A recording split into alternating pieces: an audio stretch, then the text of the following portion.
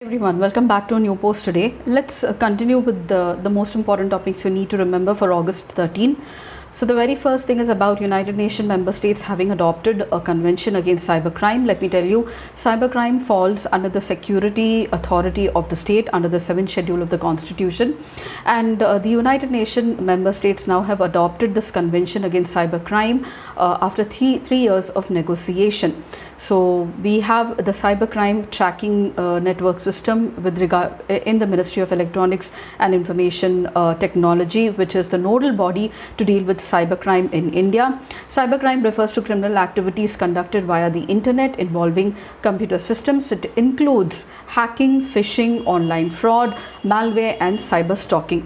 Hacking is unauthorized access to the computer systems or networks. Phishing is a fraudulent attempt to obtain sensitive information by pretending to be trustworthy entity. Online fraud is scam or deceitful schemes to steal money, and malware is a software designed to exploit computer networks. Cyber stalking is harassment or stalking online.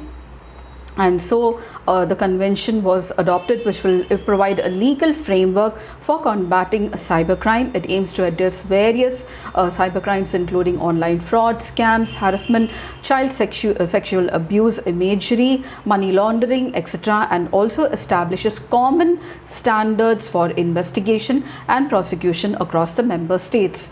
And ratification, the treaty will enter into force once it is ratified by 40 member states, and key provisions are dealing with domestic legislation, child protection, human rights and data collection as well.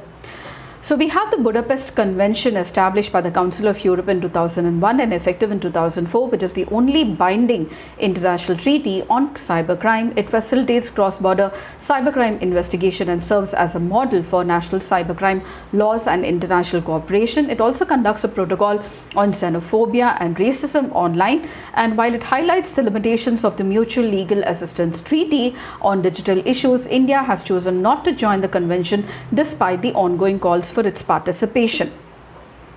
And measures taken by India against cyber threats are a National Critical Information Infrastructure Protection Center, which is a nodal agency with respect to cybercrime. It acts as a 24/7 call center, and Defense Information Assurance and Research Agency. We have the CERT-IN or the Cybercrime Response Team, Emergency Response Team, and we also have a National Cyber Security Policy of 2030 as well. We also have the Indian Cybercrime Coordination Center, which was set up in 2016, Indian Common Criteria Certification Scheme, Cyber Swachhata Kendra and Cyber Surakshit Bharat Initiative as well. So these are some of the important points. Apart from that, we have Nagaland now, which is the first state in India to adopt a disaster risk transfer parametric insurance solution by signing a MOU with SBI General Insurance. So it is a parametric insurance provides predefined payout within specific events like natural disasters occurring, ensuring quick financial support and also helping states' resilience as well. Grain ATM, India's 24/7 grain ATM or Annapurti was started in Bhubaneswar. This initiative allows the PDS beneficiaries to access the food grains anytime under the National Food Security Act. The mission can be dispensed up to 50 kilograms of grain in 5 minutes after biometric authentication, reduces waiting time by 70% and can be powered by solar panels. And the overnight index swap market.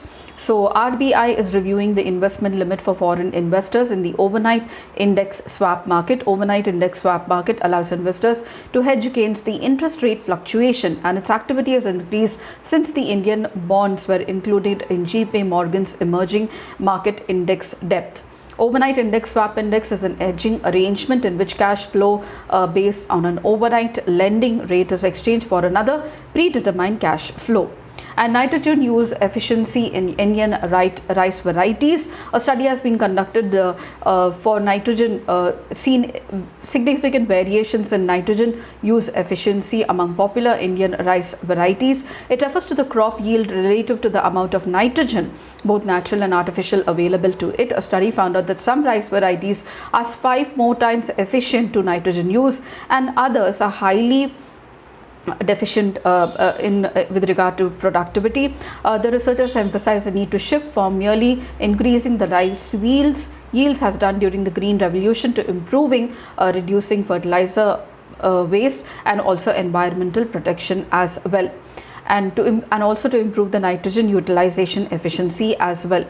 And there was the Perseid meteor shower now, which began in July and it will continue till August. This shower, visible to the naked eye in the northern hemisphere, occurs when the Earth passes through debris left by the comet Swift-Tuttle, and the comet, which orbits the sun every 133 years, poses no threat to the Earth, let me tell you, and its debris only mostly burns up in the atmosphere.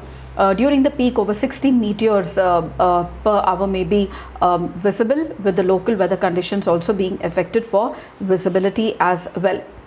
And the other most important thing is about dysbiosis. So the overuse and misuse of antibiotics now can pose significant dangers, particularly to microbiome, the complex community of microorganisms in the human body. While antibiotics are vital for treating many infections, viral and bacterial, they also indiscriminately kill bacterial beneficial to the human body and causes disruption known as dysbiosis. Dysbiosis has severe long-lasting effects on health, including conditions like inflammatory bowel diseases, weakened immune function, and metabolic disorders such as obesity and diabetes. It also affects the various gut organ axes, impacting the brain, liver, skin, and respiratory systems. And misuse of this miracle drug now can turn them into poisons, disrupting the delicate balance of the microbiome and leading to a range of health problems.